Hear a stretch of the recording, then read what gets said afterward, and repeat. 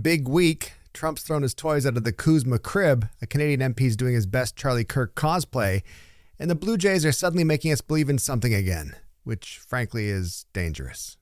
Today we're going to be asking whether American-style politics can actually work here, what ending trade talks really means when your biggest customer lives next door, and whether baseball can unite a country that mostly only watches it when we're winning. Welcome to Politics is Broken with Brittlestar and Lisa B. Canadian and global politics unspun. Are you sitting comfortably? Good. Then we'll begin.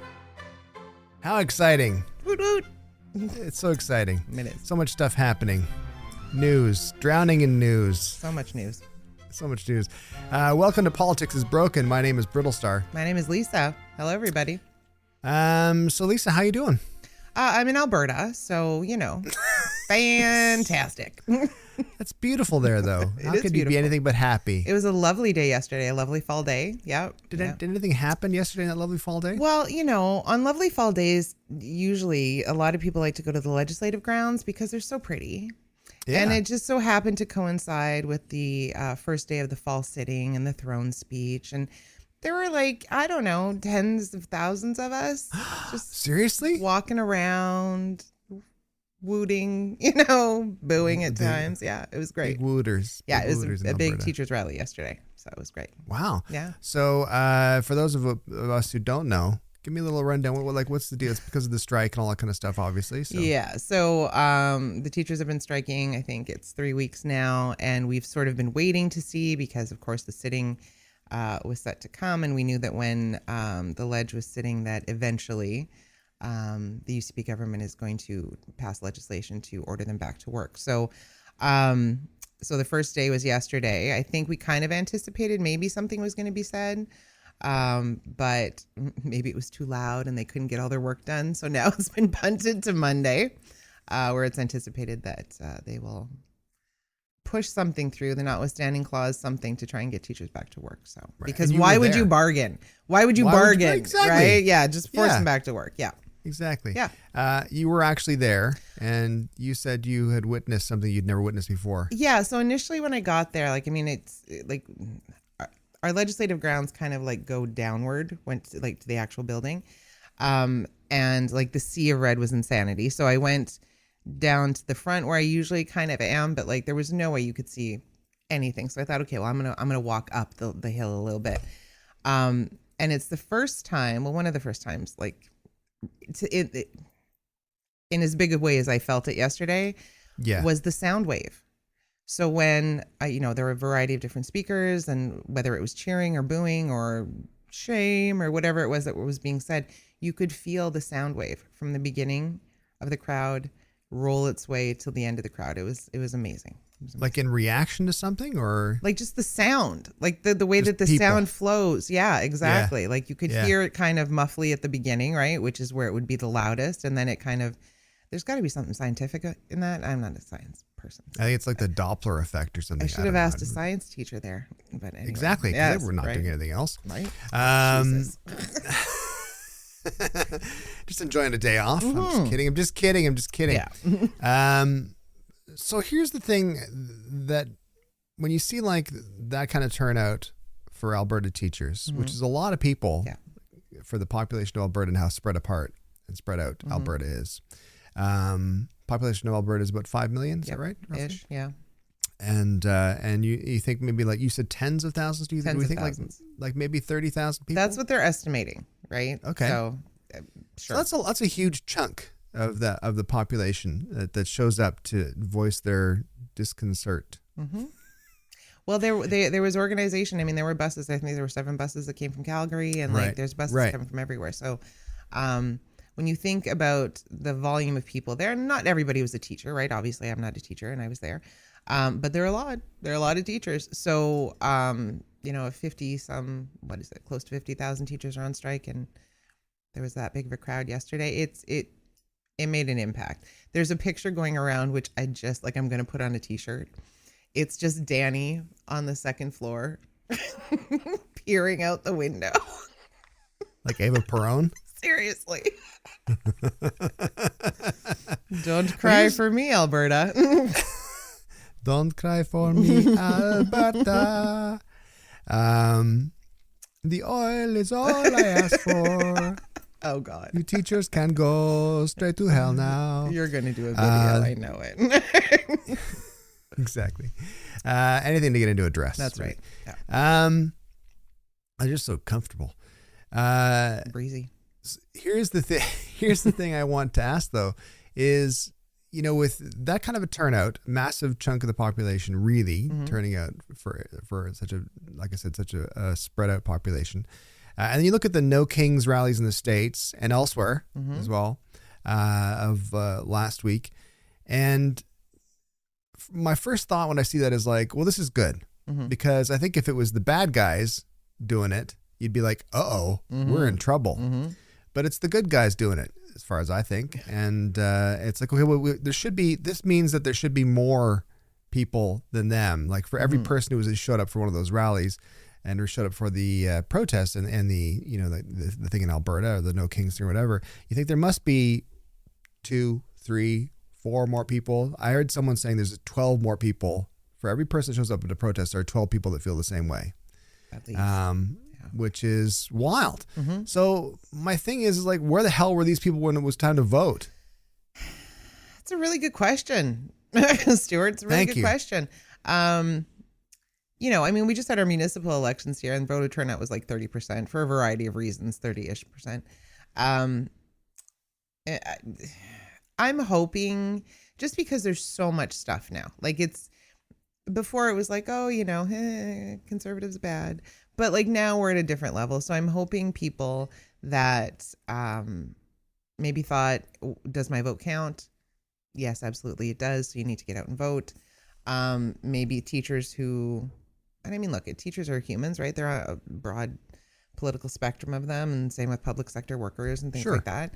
But I'm hoping that they start to realize that the treatment that they're receiving from the people that they potentially voted in is absolutely disrespectful, and that they will remember that when we go to vote again at the end of 2027, I think, October 2027. God, it's a long way away, isn't it? So long. It's so long. Yeah.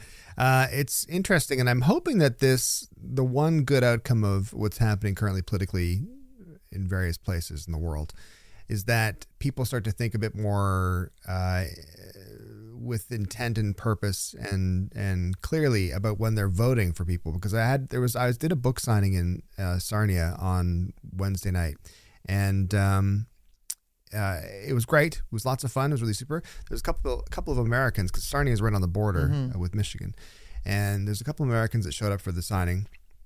And like every other American I've met practically this past year, they apologize. It's like, you guys don't have to apologize. Though they were saying a couple of interesting things. One is that there are people that they know who they're related to who now say, well, I didn't vote for this. And their response is, yes, you did. Didn't you, This is exactly what you voted for. You just didn't bother finding out. Yeah. So I'm hoping there's a bit more of a responsibility that kicks in with people. But anyway. Well, I think the thing about strikes and rallies is that people hold a grudge. So I'm hoping that's the downfall. Yeah. In other less horrendous news, I was on Because News this weekend. Look at you. Look at that. I like that mug. Well, you paid for it. Oh, you're welcome. Oh, my tax dollars at work. That's a CBC Fund the mug. CBC more. Hang on. Does it taste like conservative tears? It tastes like conservative tears and taxpayer dollars. Nice. It's delicious. What a good compliment. It was such a fun time. So if you do get a chance to listen to the episode, It's really fun. Gavin Crawford is an amazing host. And I was on with Laura Nash and Jan Caruana, a comedian. Laura Nash, of course, from Superstore. Yeah. And also a thriving musician as well, currently on tour. But yeah, it was a really, really good time. Nice. I also wanted to address something before we get into the actual meat of the episode. We did have a comment from somebody who was saying we should get back to just delivering the news. And I just want to say to anyone listening, and I want to reiterate to anyone listening to Politics is Broken, if this is where you get your news, don't. Like they know we don't do news. We're not reporters, right? No, like we're not journalists. We have no journalistic ethics. No. We're stinking a bias. Some of us more than others. We enjoy coffee and chatting. What do you want? Exactly. What do you want? Seriously, though, if you don't get your news from us, you can come here. You can get your news somewhere from an actual news source first. Wherever that happens to be, CBC, BBC, CTV. I'll even do a global, whatever you want to do. That's all fine. Get your news, and then you come to us and we talk about it. Yeah. That's the idea. We process it. Yeah. We chew it. Sorry, go ahead. No, I was going to say, I don't know that we've ever just like given the news. No. I think we just seem so smart. We are smart. Come on, talk yourself up. That's right. Let's get into it, shall we? Sure. What's going on? All right. Well, so apparently American-style politics is now available in Canada, but with fewer guns and slightly more politeness.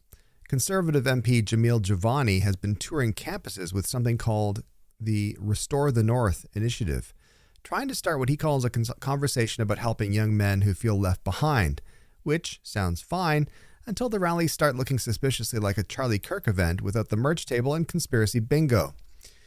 According to the CBC and Yahoo News Canada, Javani's Restore the North tour borrows heavily from American conservative activism.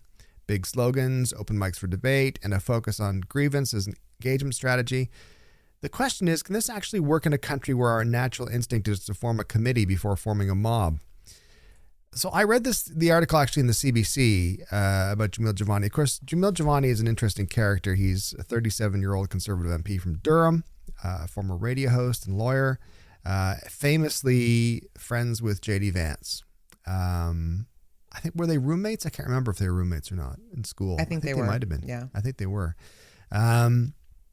So I have thoughts about this. I have lots of thoughts about this. Because if you take it with no coloring whatsoever, if you take it with like none of that information, the fact that he's conservative or that he's friends with J.D. Vance, and all that implies, I understand the need for someone to talk to young men. I get it, because I feel like people like Joe Rogan and what's his face, Tate, the pizza guy. I feel like those kind of guys have devoured that market entirely. And maybe some would argue not for the best intent. I might be one of those people that argue that. Do we need to argue that? I don't think we have to argue that. So I think there's a need. I think there's an absolute need for someone to talk to young men and make them feel like they're being heard and all that kind of stuff. And as silly as that may sound to some people, because I mean, I think that, one of my jokes when people ask, like, for example, working on a project recently, someone said, what's your involvement? I said, well, I'm just basically the middle-aged white straight guy. That's basically it. I'm there that's the value I brought to this project. Yeah. That's the demographic I brought to this project. And that's not something that I'm ashamed of. It's just, it is what it is. And I'm aware of it, which is the key. And I think that it is important for someone to talk to young men in general, because there's the angry young men stereotype is a stereotype for a reason, because it is true. You sort of get to a certain age, you're like, the world sucks. Everything I've been told is a lie and all that kind of stuff. And you have a grievance with the world in general. And I think we have to carefully listen to those grievances and carefully listen to those people, what they're saying, and then hopefully guide them in the right direction. And here's where it gets weird, is that I'm not sure Jamil Javani is the right guy to do that job. The right Sherpa? Only because of his connections to, I think, less than desirable organizations like, Project 2025 and all that kind of stuff. What do we think? Well, my eyes started twitching when you were talking, and so that can't be a good thing. If I stroke out, I'm sorry, everybody. Yeah. It's such a hard thing because, like, instinctually which may be awful of me, when I hear, young men are having issues with not being treated fairly, my instinct is to say, good, welcome to the club, right? But I get it. Like, on a higher level, I get it. There has been this, I believe, manipulation And we hear it, like you said, from the Rogans and the Tates, but we hear it from Poilievre too, right? Like the liberals have stolen jobs from our from our youth, all that kind of stuff. Yeah. But I think part of the problem is, and this is where we may be at a fork in the road of how we're going to deal with this. Forever,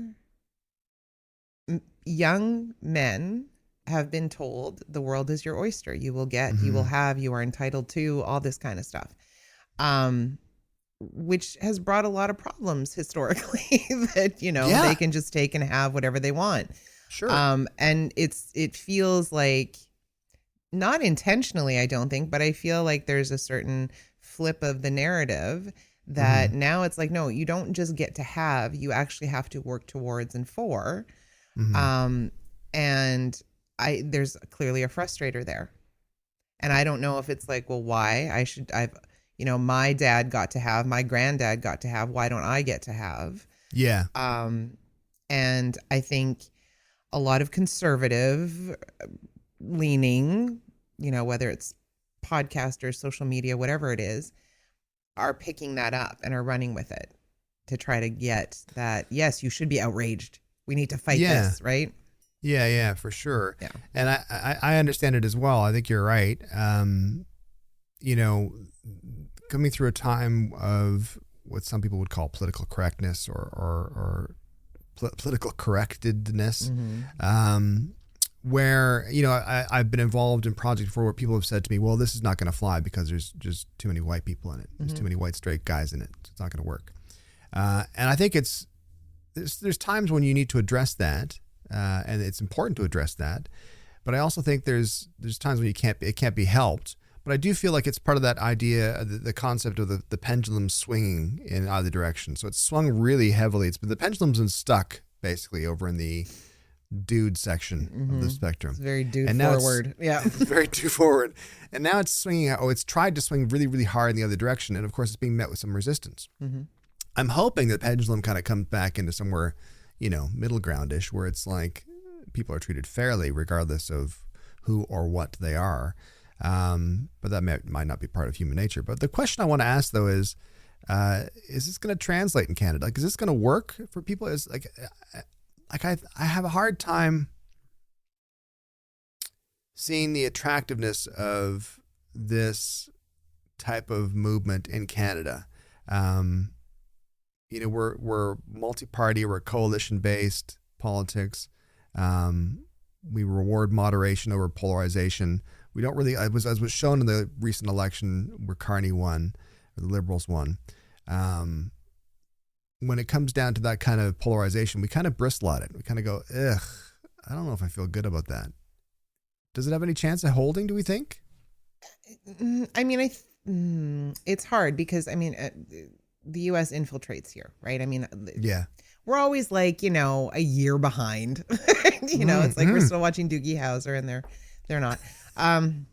But like, I think the strategy that is being used to, I'm going to say it, radicalize white men, young white men, into believing that they are somehow the victim of things like inclusion and diversity, right? Because we see it. We like, Poilievre wants to get rid of DEI. That's something in Alberta that they're trying to get rid of because they don't seem to understand why it was necessary to have that, because it was all straight white people, right? In everything.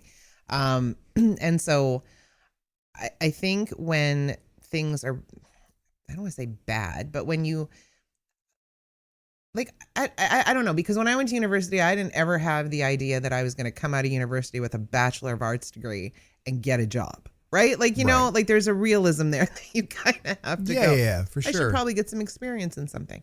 But I think part of it is, through the education process or, I don't know, giving false hope, not even hope, giving a false narrative that you will get everything because of who you are. And the irony of these very same people trying to fight what they believe to be the same ideology when it comes to DEI is that people are getting everything that they want because of who they are. Like, you know what I mean? Like, you can't have it both ways, right? It should be that opportunity is afforded to everybody equally, but we don't always see that. And so my worry is that if we remove things like DEI and everything that is the hope is to make things even and fair. You want to turn that off? Sorry. I'm paying attention, honestly. Can you get a guy that could say this to me instead? Oh my God, a straight white guy. It's just wah wah wah. Woman's talking again. Yeah, like my worry is that if we get rid of all these things that were put in place for very specific reasons to try and allow for diversity in a workplace, that we're going to go back to just straight white guys everywhere. Yeah. And that's not representative of where we live and who we are as a country. I mean, I'm not a psychologist, as many people will understand and realize. But I think there's like a natural tendency for you to trust people who are more similar to yourself. Of course. Right? You know what I mean? They look like me. They sound like me. They have similar backgrounds to me. They're probably trustworthy because I'm trustworthy, is the idea.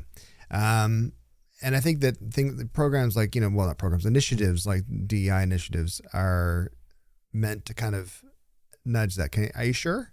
Are you sure this is the right person for the, are we overlooking people based on, instinctive biases that we have and all that kind of stuff?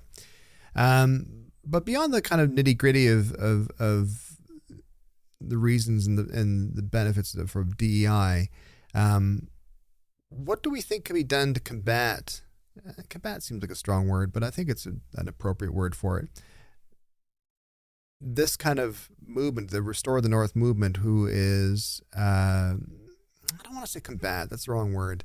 I'm going to say to compete with the Restore the North movement, so that similar initial, the tip of the spear is the same. Let's talk to young men. Let's let them realize what's going on. Let's hear them out. Let's understand how they're feeling, because as we've been told many times before, what you're feeling is real to you. So that's fine. Then it's your part of your reality. Sure. Is there a way for us to combat it? Like, do we send like Sean Fraser out there to take people fishing or something?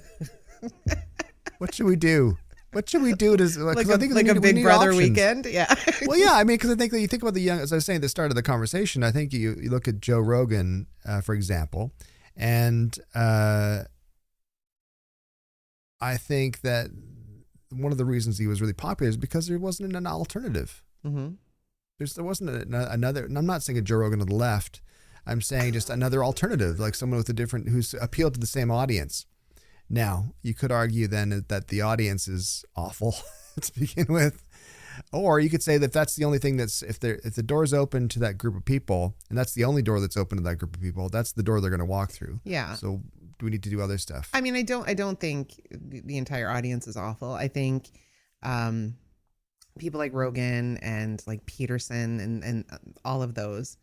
I mean, I look at them as a business because ultimately they're making money off of the insecurities of the people that they're talking to and about. Sure. Right.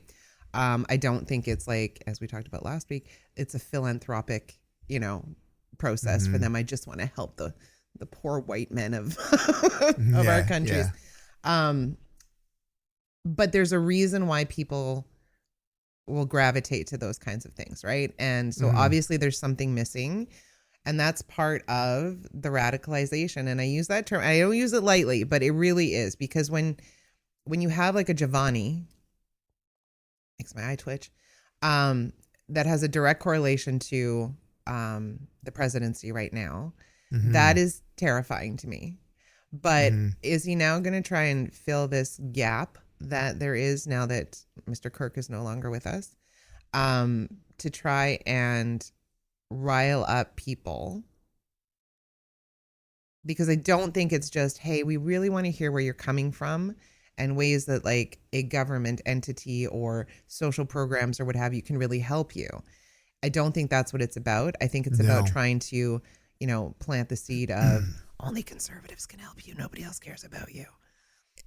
Yeah, it's got that feel to it, right? It's got the feel of like, what are your grievances? Oh, your grievances are caused by that problem there, the problem we said, and we're the only people that can help you with that. And I don't like that. I don't like the partisanship of it either. I think that there's people are different. People are different everywhere, and they have different priorities, different focuses, all that kind of stuff, and they have different real valid grievances with the world as it is currently, and it's important to hear those out, but it's also very important that the person who is hearing them out isn't guiding them to their own benefit, I think, or to some sort of weird, I don't know, quasi religious benefit or something. It's like it's all a business, right? Everything is religion's a business, like politics is a business. It feels very mega, and it feels very culty. Because you seem to be only focusing in on young white dudes, right? Yeah. But they don't live in a vacuum. Like there's, you know what I mean? Like there's a lot of other things around a young white dude. And if you're trying to figure out, like, is it the field that they're wanting to go in where they can't find a job, and what does that look like, and how can the governments help to whatever? Is it their geographic location that they're going to be going back to when they're done school? Like there's a lot of things that not only apply to young white dudes, but apply to everybody, right? Yeah. And so if we're really trying to figure out, okay, like what are the employment issues? What are the, abilities to buy homes issues? I think when you're focusing on one demographic, you are basically saying to everybody else, this demographic is the most important. Even though you're right, everybody has their own grievances. Sure. But when you put a spotlight on white men, has that spotlight really ever gone off of white men? No, it hasn't. I think what's interesting is it has to be dealt with in the situation of like, listen, the spotlight's been on you guys for a long time. Spotlight's going to get a little wider now. It's going to include some more people on stage. So here's how you can deal with that. And that's the better angle, is here's how you can deal with that, because it's true. I think if you've grown up as a formerly young white dude, I'm still white. I'm even whiter, probably, if possible. A little peachy. Exactly. Depends on the time of day. But having been in that position and kind of assuming, as you said, that the world is my oyster, I can do whatever I want. I can whatever I want to be. There's literally almost nothing stopping me from doing anything I want to do. You could be president of the United States. Exactly. And there's benefits in having young people growing up believing that they are limitless in their potential and ability. But it's really important for us to make sure that those people realize that one of your advantages was the fact that you didn't look like these other people. So we're going to try to fix that, because that's not fair. It wouldn't be fair if you were as you are currently now, feeling now that you're being discriminated against because you're a young white dude. You need to know what that feels like. You don't need, that's wrong. You don't need to know what that feels like. You need to be aware of the fact that the reason you're feeling that way is because of the discrimination that was happening before and the unfairness that was happening before. And we're not trying to tip the playing field into the other people's hands, other people, meaning like people who aren't young white dudes. But we're trying to level the playing field a little bit better, is my thought. Well, and I mean, I think every child should grow up thinking that they can do and be whatever they want to be. And they can, right? Like but this whole process is more of a blame game thing. It's like, I can't have, regardless of how I've tried, like all those kinds of things, because someone else is taking it from me. And again, it's, I think it's part of the way that kids have grown up, or they're being parented. Like, I don't know. Right. But when there's this assumption that has come from somewhere, clearly, that I, as a white man, should be able to have whatever I want, and I'm not getting it, and now I'm angry. We need to start teaching that one person is no more important than another person. And you're going to have to work hard, just like everybody has to work hard. But it's the sense of entitlement that has come from this like patriarchal view, now Christo-fascist, because we're going to throw that in there, that I think, as the world has changed, we're seeing people of different ethnicities and genders, and I think the white men that have always been told I can have everything, that have always been represented in movies and on TV and all those kinds of things, are starting to go, hey, where's mine? Where's mine? I should have mine, right?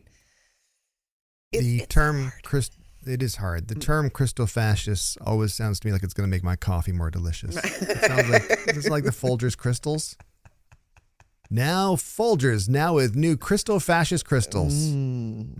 Freeze dried.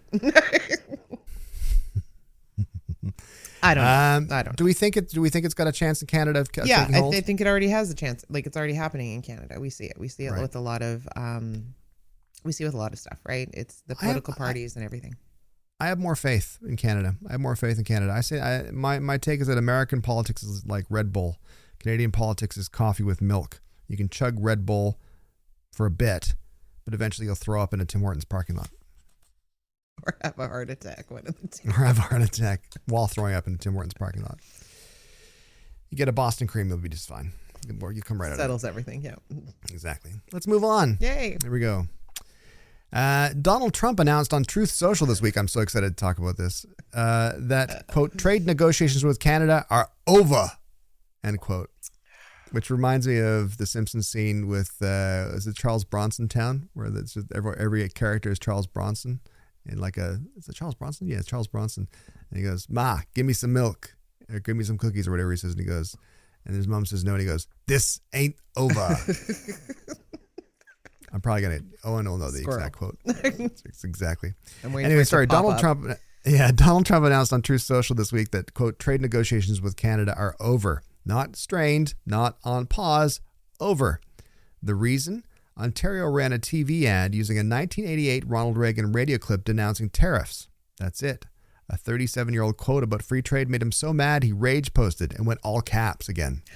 Not the all caps. Yeah. According to the Globe and Mail and CTV News, the ad was part of Ontario's campaign to remind Americans that tariffs hurt workers on both sides of the border. And the Reagan audio was real, not AI or anything like that, and not massively edited. Just some parts taken out of order, and didn't mention it was a radio address that Reagan did before a meeting with Japan at Camp David, and he had imposed some tariffs on Japan at that time because he felt they were being unfair to American workers, which is usually the line for tariffs. However, he felt the tariffs were bad in general. He's like, we're doing this, but it's bad for everybody. Still, Trump called it, quote, foreign interference, end quote, which is rich coming from a man who once asked Canada to build him a golf course on Lake Erie. Trade, of course, continues. You can't just cancel $925 billion in imports and exports, or north of $1 trillion if you count services, because of the ghost of Reagan, but it's a perfect snapshot of American political theater bleeding north, and Canada's eternal role as a straight man in someone else's farce. So, did you see the ad, by the way? I haven't seen the ad. I mean, the ad there's like lots of stock footage, and it's Reagan's voice doing this read and just saying, like I said, that tariffs are bad in general. Tariffs are just generally bad. They're not going to lead to anything good. So I think even as the idea being, the inference being that his tariffs on Japan at the time were a temporary measure to try to correct what he saw was an imbalance, as opposed to a way to generate income or anything. He just said it was bad for business in total. But the trade, is over between Canada and the U.S. is over $1 trillion, including services. It's the world's largest bilateral trade relationship. The top traded goods, any guesses? Surprise me. Vehicles, vehicles, machinery, oil and gas. Angry white men. Sorry. We just import those. Has the U.S. ever ended trade with Canada? No. Never. Okay. It's never happened. And it's, to me, it seems like, well, first of all, here's the ad here being played now. Said lots of stock footage and people, farmers, workers, all that kind of stuff. And just showing, as Reagan's voice reads out, well, Nancy, I tell you, trade wars are bad. Now let me keep doing the voice. There you go. There's a growing realization that the way to prosperity for all You can't tell when I nations stopped talking. is rejecting protectionist legislation and Seamless. promoting fair and free competition. America's jobs and growth are at stake. There you go.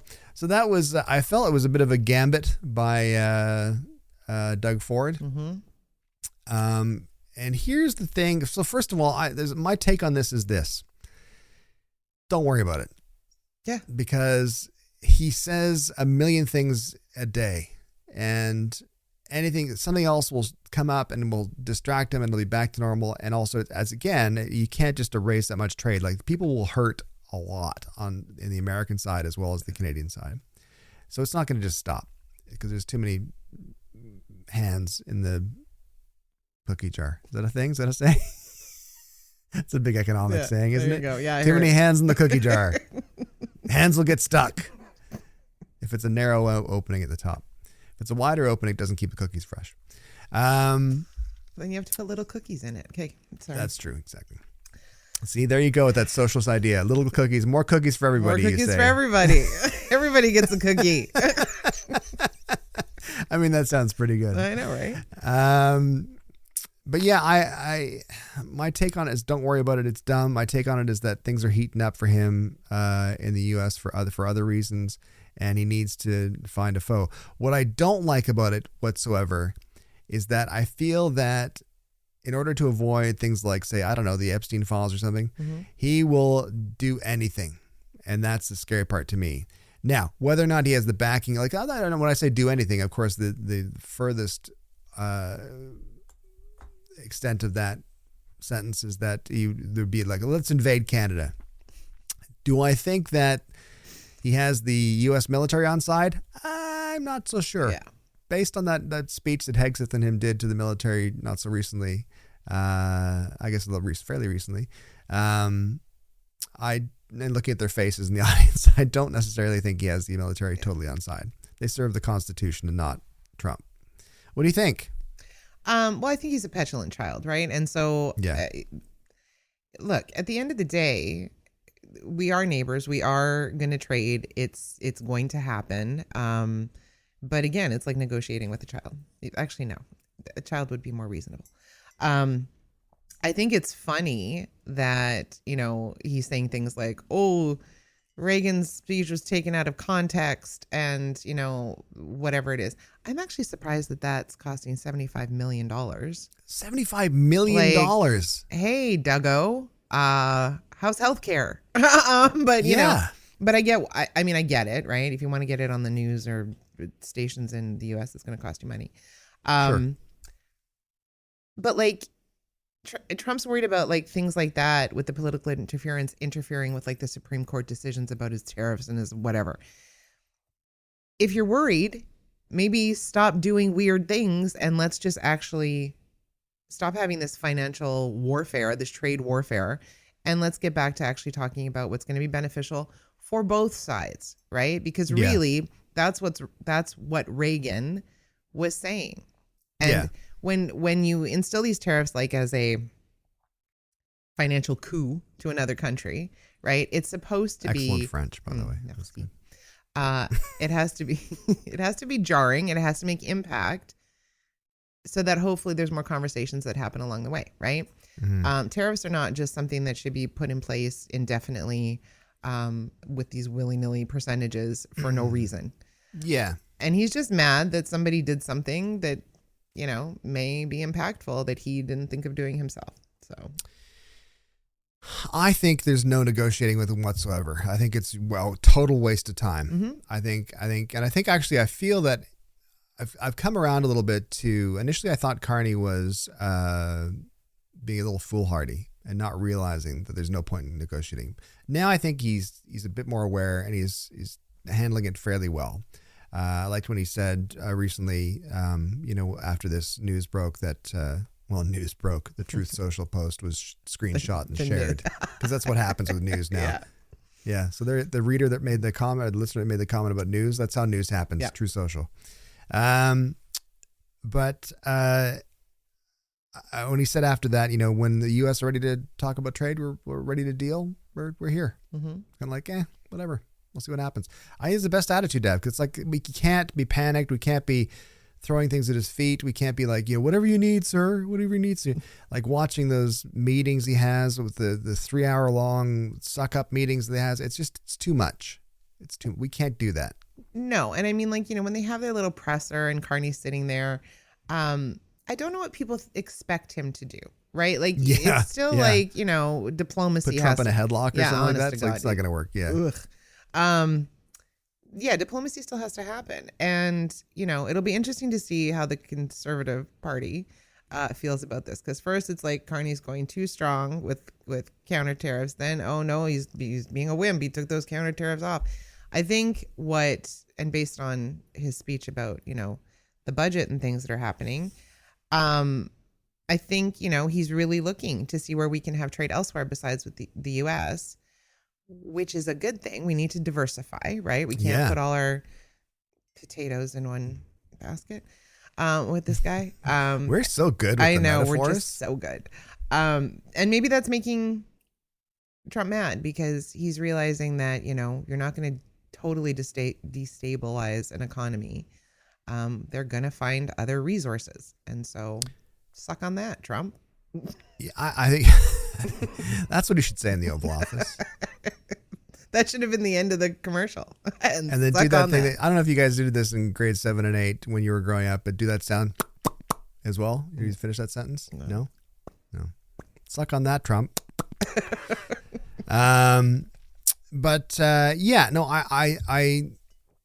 I also liked, I liked but didn't like. I mean, it's terrible, but at the same time, I appreciated the realism of it, the grasp of reality, current reality, when Trump was talking about his budget plans to the students, and said, it's essentially the end of the U.S. as we know it, as we've known it, rather.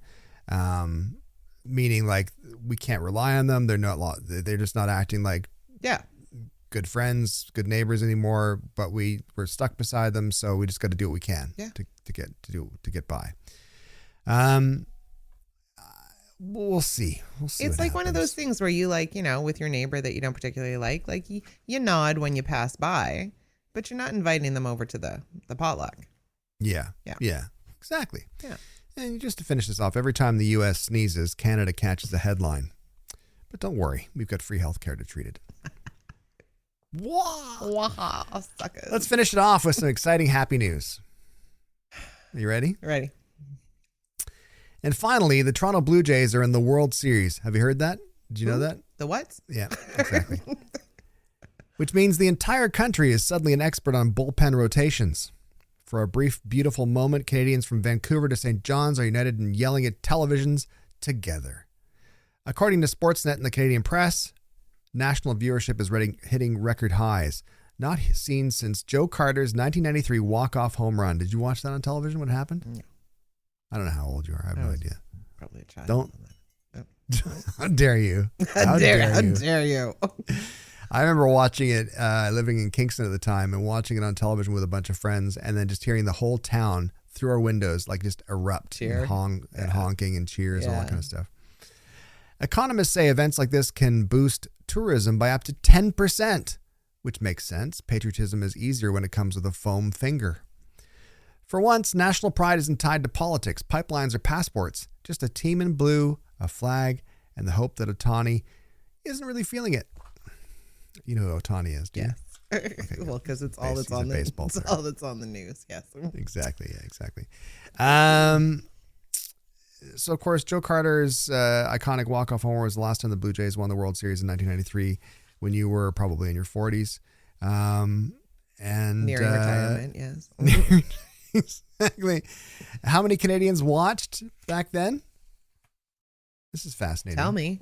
11 million people. Wow. Roughly 40% of the population of Canada at the time. That's impressive. Yeah. Also impressive how big our population has gotten.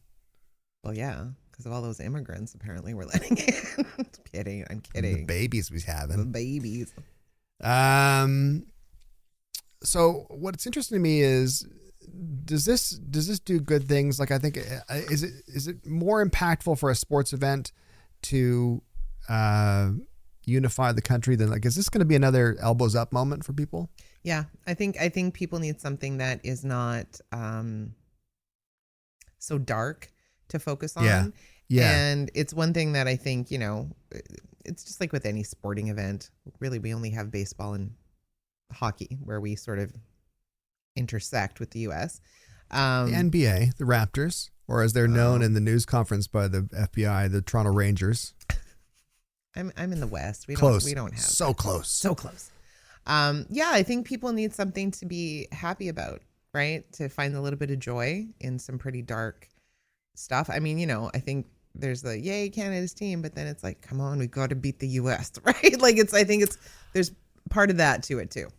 I get stressed out. Like I also firmly believe, and I know this is incorrect, but I firmly believe that if I watch, it's bad luck for the team. I've only watched 2 games which have turned out well. The Joe Carter game with the Jays, 93, and they won. And also the Team Canada when we're Sidney Crosby got the winning goal. And I can't watch any other team play when they get up to like playoffs type situation, because I feel like if my eyeballs watching it will somehow have a detrimental effect to the team. So do you have the sort of thing like if you miss the first game, you can't watch any of the other games, but if you catch the first game, you have to watch all the other games, or just nothing? I have to admit I can't watch them at all. Okay. I can't watch. That's okay. I was talking to someone just as an aside, because of course one of the things that's been talking about recently is as soon as the Jays were into the World Series and the games were announced, tickets went on sale right away, and then immediately within minutes, tens of thousands of tickets were sold out and only available for resale. And the resale tickets were going for as high as $10,000-$20,000 a ticket. I was talking to someone yesterday who bought 2 of those tickets. Isn't that insanity? I don't know exactly how much they paid for them, but wasn't thousands. Yeah, thousands I was going to say dollars. it wasn't the so much price. so that they were in the process of buying. They were like, "Oh, what have I done? I need to resell these," and you can't resell the resells. So you can only resell the first. Yeah, you can only flip them once. Anyway, horrendous. I hope they fix that. It was, of course, Doug Ford who made it easier for that. Because didn't Merritt put through a thing of, hey, we need to curb that kind of stuff because it isn't fair. It isn't fair. It's not fair. It's terrible, and it's bad for the industry. Yeah. And Ticketmaster's comment was horrendous. They're like, yeah, well, we understand a lot of people want to come see the game. It's very popular. Yeah. Which is funny. So they typed out "mwahaha" as well at the end. But I find it's here, if the Blue Jays do not win, and of course they're going to win, but if they did not win, what's that going to do for national psyche? Well, but it's just like the Stanley Cup playoffs. Are we going to walk it off? We had very high hopes here that we were going to win the Stanley Cup. That's true. Bombed it. And it was, fuck, we lost. But fuck, we lost to an American team. We'll get over it. But I think the lead up to it is just sort of uniting everybody to go, hey, I can sit down with the fam and watch something and, have a little bit of national pride, and fingers crossed. I hope that it brings Canadians and Americans, the citizens of those countries who are fans of baseball, I hope it brings them closer in a respectful way. Because I think one of the things that I really like about sports, go sports, is that team sports is that it can have a very I don't know if civilifying is a word. It doesn't sound right to me, but civility. Bring some civility to discourse between people, which is good. I mean, we've seen clips before of like the microphone cutting on the person singing the U.S. national anthem at a Canadian hockey rink during an NHL game, and the Canadian audience picking up and singing the American national anthem. It's like, that's nice. I miss those days. Yeah. I think that's a nice thing. So I'm hoping that I don't want to hear any booing of the national anthems. Yeah. It's been done. We don't need to do that. It's all we're doing is playing Trump's game if we do that. Yeah. So I don't want to hear any booing and national anthems. And I want to see some good sportsmanship. I want to see some civility and just some niceness. Yeah. Like, enjoy the game. The game should be great. Just keep it about the game and not about the politics. It's the only time baseball is exciting. is now to me. Well, don't say that. We won't get a sponsorship. By the MLB. Exactly. Yay, sports. I don't know if you saw my post recently or not, but I spent Vladdy Jr.'s first game in the box seat with his family at the Toronto Skydome. Always a flex. There's one flex I was hired by mistake by a friend. By mistake?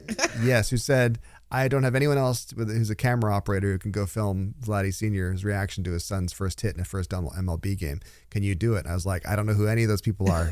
But yes. I think I've heard of baseball, but okay. That's the And one thankfully, with the bat, right? some fella from SportsCenter was my Sherpa. He basically guided me. He's like, he's going to go back up again. Get ready. All right, he'd come and tap me on the shoulder and be like, come on over. It's time. Okay, it's time. I'm like, he's swung that bat a lot. It goes up again? Right? It's another chance. Anyway. So anyway, maybe that's the Canadian difference. Maybe we don't really need a rally or a trade war to feel patriotic. Just one solid home run in October. Wouldn't it be nice? Wouldn't that be good? In the crisp fall air. Yeah. In the crisp fall air. So we've talked about imported populism, performative trade fights, and the healing power of baseball. There's a lot going on. There's a lot happening in the world as usual, but I think the baseball will be a nice little distraction, I think. I hope so. I hope everybody gets to, relax this weekend and watch the game, and we'll see how things go. Who knows what we're going to talk about next week? I don't know. It's going to be exciting. I'm sure nothing will happen between now and then. No, everything. News will just stop. Everyone will just sit down, take a breath, maybe have a coffee, maybe a decaf. We'll just stare at each other. We'll have nothing to talk about. Maybe we'll report the news. Yeah. Well, no, let's not go. Let's not be idiots about that. No. Again, don't get your news from us. But thank you very much for watching and or listening to Politics is Broken. You can find us at brittlestar.com and on your favorite podcasting platform. And we greatly appreciate people who pay for the videos, to watch the videos. That's fantastic. It does do an immense amount of help to support what we're doing. And if you're just a regular subscriber, hey, we appreciate you too. A little less, but we also appreciate you. Thanks so much. We'll take care. We'll see you next week. Have a great week, everybody.